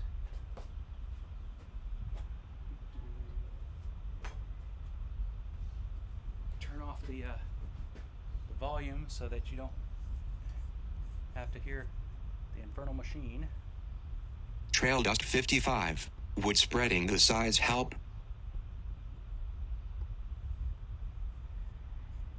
Spreading the sides of the nibs, or... Oh, yeah, I thought about that. Now I know what you're talking about. I was just thinking about that myself. The problem is I don't know if I have anything that'll split it wide enough. Let me give that a try before we do this. Because if I can keep it from rocking around in there, that would be better. Trail dust 55. In the hardy hole. So let's see if I actually have, if this is going to give me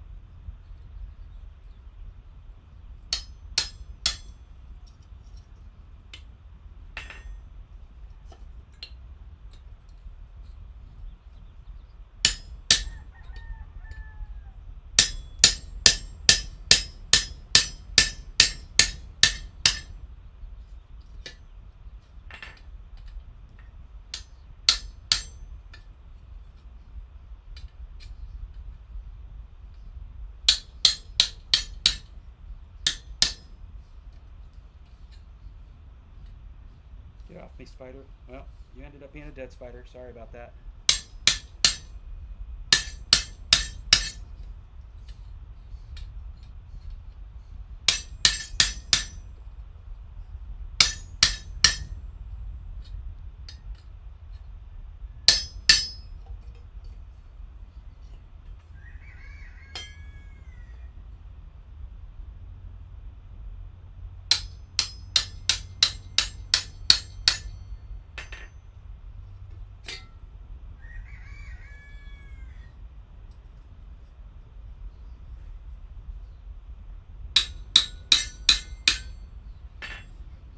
I'm sure there's a limit to what I can actually spread it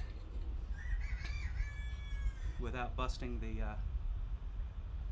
weld, but the weld's going to come off in a long run anyway.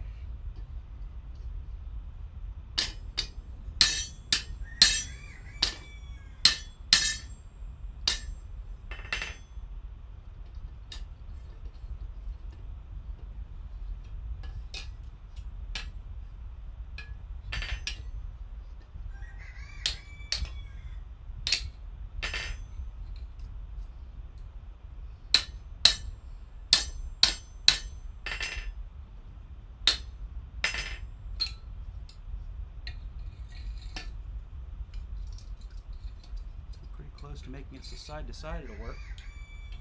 Obviously the other way it's not going to anyway, so side to side is the best I can do, and that's better than nothing.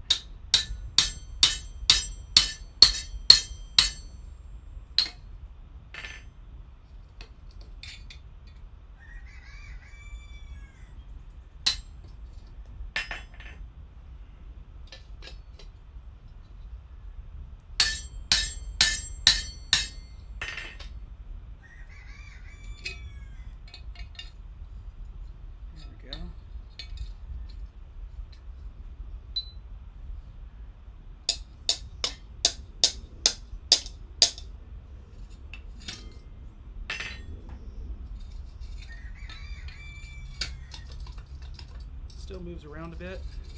We're getting close.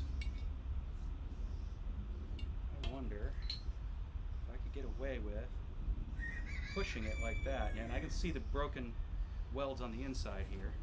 That's fine.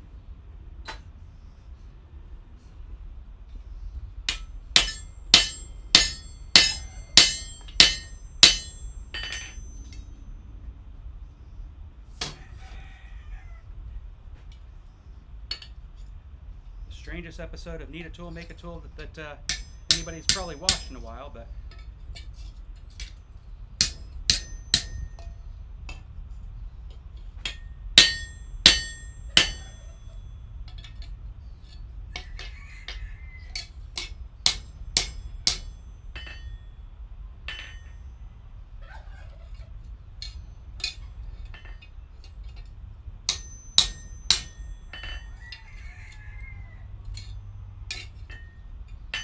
Trail dust 55. Maybe you could weld a small barn to fill the other direction.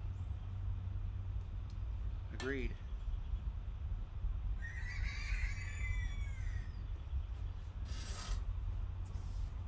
And let's do this real quick, because I just realized something else that I could do to make it go where I want it to. Open it up just a hair.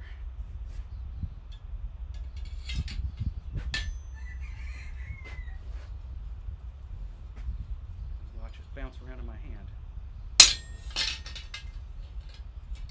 Actually, I have a whole anvil that has a feature that makes that less of a problem. Why don't we use that tool? Best suited for the job.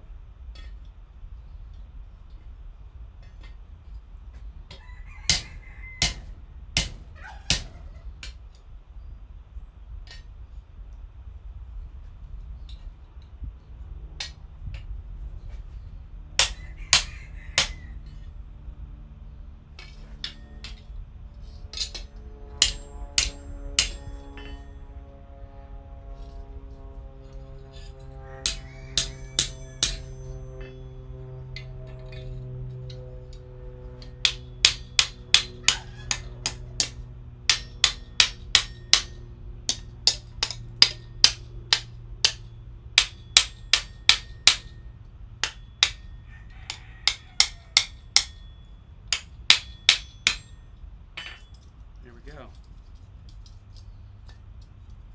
Now it's not going to go moving around too much on me while I'm working on it. There we go. Now, back to the cleanup. As you can see, I haven't used this very often. So it's time to clean up the dies. As I said, I'll mute this before I do.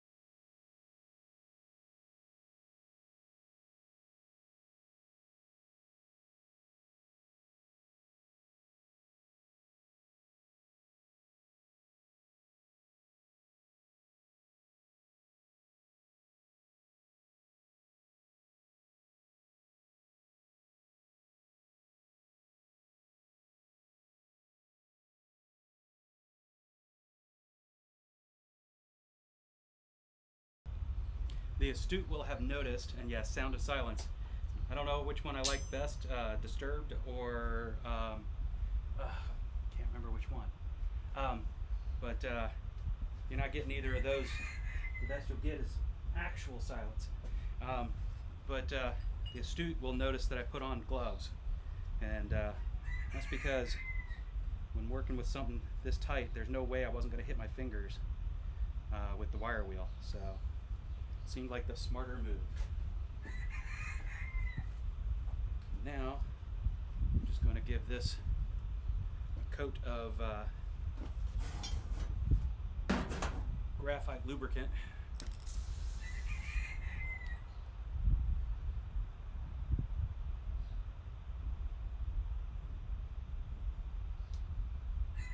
For no other reason than I need something to prevent it from rusting again. And that's what I got handy.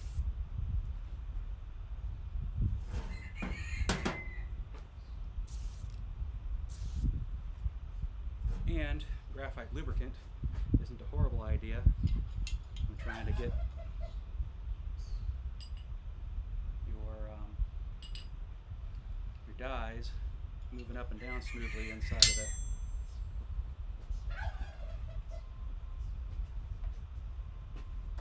smithing magician, or whatever you want to call this. There's another name for it, I just can't think of it right now.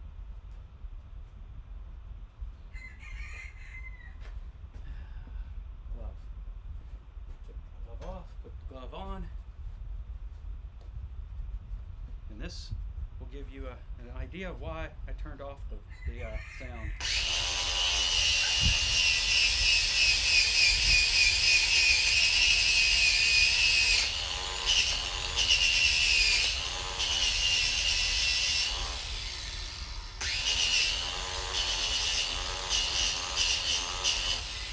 Now the good news I see is that it's not a whole lot louder than I am, so.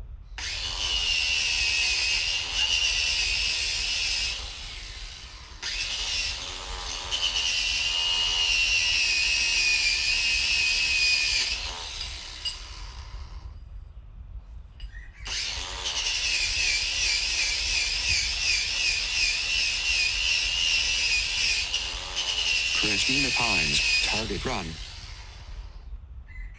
Okay. I don't think it's blueberry season, but you know.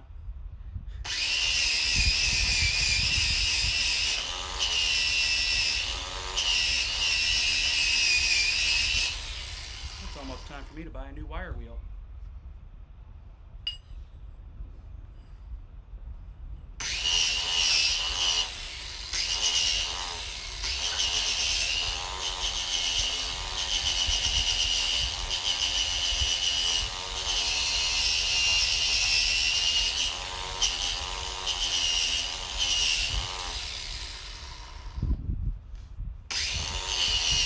This bigger block, I probably could have gotten away with not having the glove, but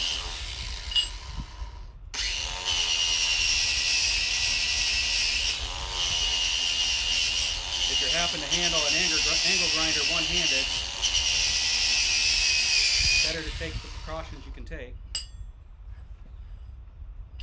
Very useful tool. If you don't have one in your shop already, it's definitely one I recommend. You're going to have some way of sizing your metal, and angle grinder is a good way to do that. You have a cut-off wheel, you can cut it right off. And then on top of that, you go grab yourself a wire wheel, and you've got a way to clean up your forgings when you're done.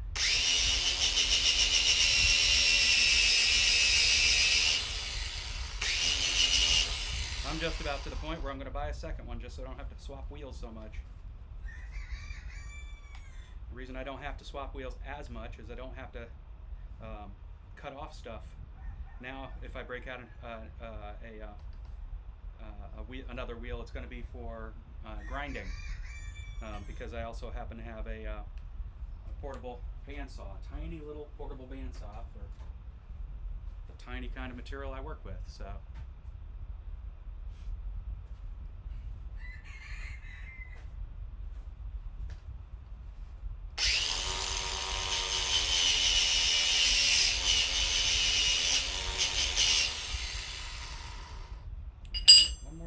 now this is ready to be used, and then I'll talk a little bit more about this tool.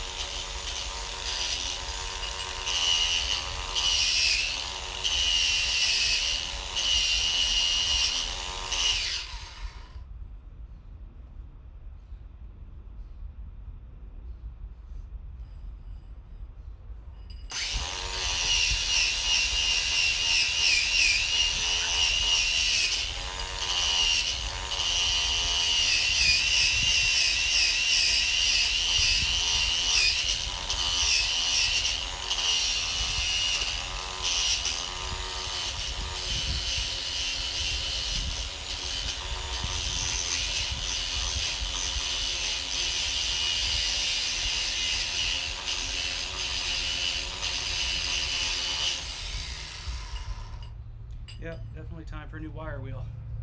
This one's getting less and less little wires to brush with. All right. Go ahead and do the same thing to this one that I did to the other one.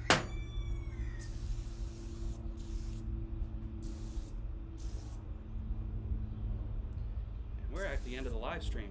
I just realized the time.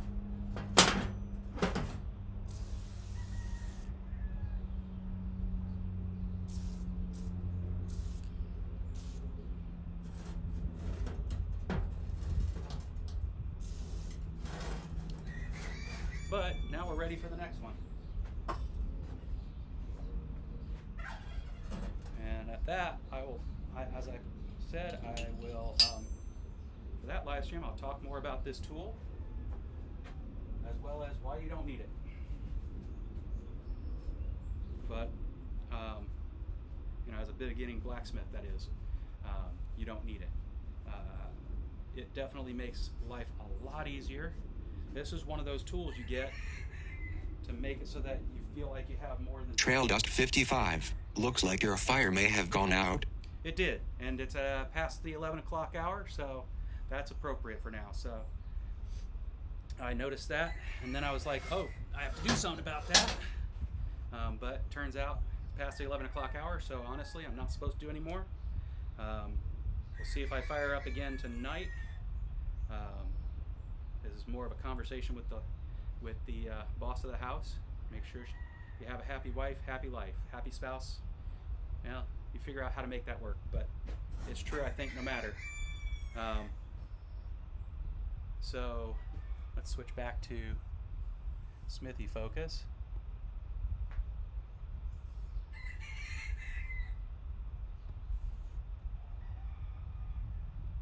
I will leave the